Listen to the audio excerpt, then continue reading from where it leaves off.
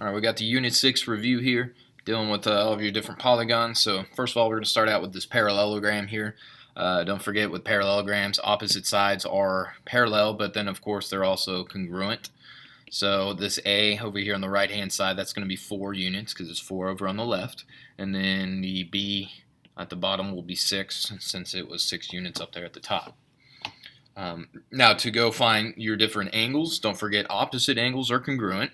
But since we don't have either X or Y, we can't really do much with that right now. But we can use the idea of consecutive interior angles here in parallelograms adding to 180. So that's what we'll write here for this. We'll go X and then plus 4X plus 30 and then equals 180 degrees. Okay, and then you can combine up your like terms. That's 5X plus 30 equals 180. You can subtract oh, whoops. I was kind of doing the subtraction there in my head. Early there. So, whoops, 150, and then divide, and you get 30 degrees. Or really, yeah, I guess we could say X right there is 30 degrees.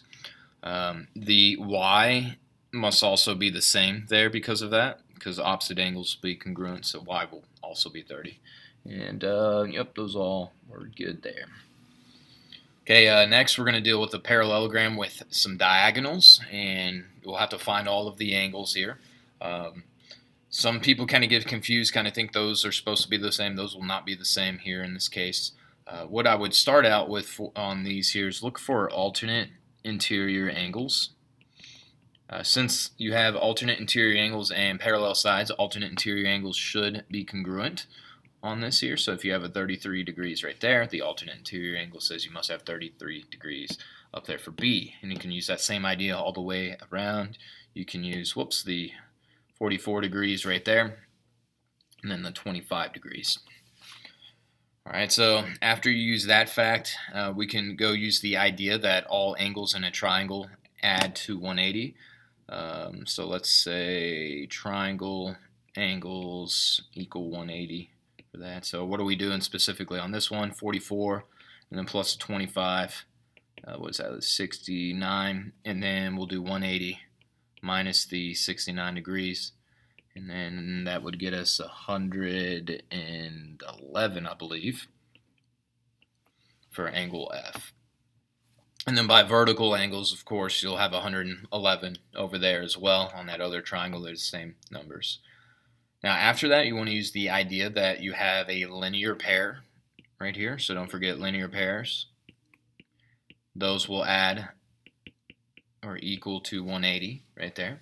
So I could go and do just 180 minus 111, and it actually happens to come out to 69 again. That's because of the triangle exterior angle theorem right there, saying that these two angles add to 69 right there.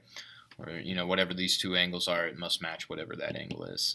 You don't really need to know that, though, for this problem here. Just do 180 minus 111, gets you the 69. And then after you do that, then to find this angle up here for A, then we can go and say, okay, we got 69 plus 33. That's, what is that, 92, well, actually 102 right there. And then we'll do 180 minus a 102. And that should get us 78 degrees. And then because of alternate interior angles, E must also be 78 degrees. And it does appear that we got all of those there, so we're good to go. Okay, now number 3 here, same concept, I guess, maybe some slightly different numbers. We'll use the same ideas here, so we'll do alternate interior angles, 35 degrees there. We got 50 degrees over here by C. What else? We got 40 degrees. We'll put that over there by A. Okay. Then we'll use the idea of all triangle angles adding to 180. So you can go 50 plus 35. What is that? 85 right there. And then we'll do 180 minus the 85. And that should get us 95 degrees for F. And then I would use the idea of a linear pair again.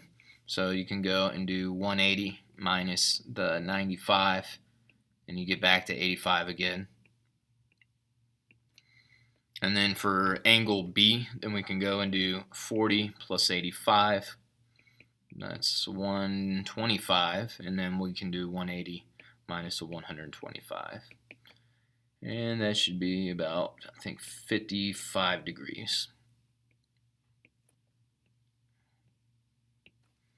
And that should all work out right there. 40, 55, 50, 35. Yep, so that looks pretty good there.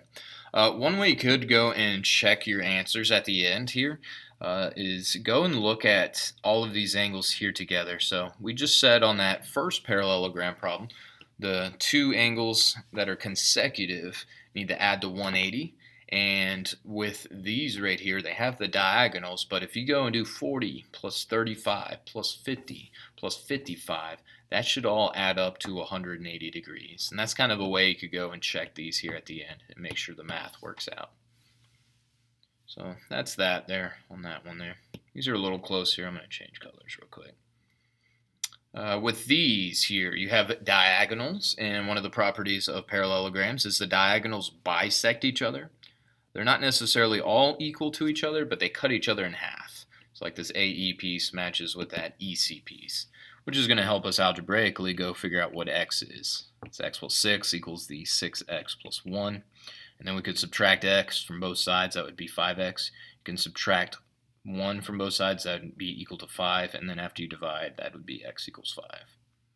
Now, for the y's, you'll set the other two diagonals equal. So that'd be 4y minus 1, and then equals 3y plus 10.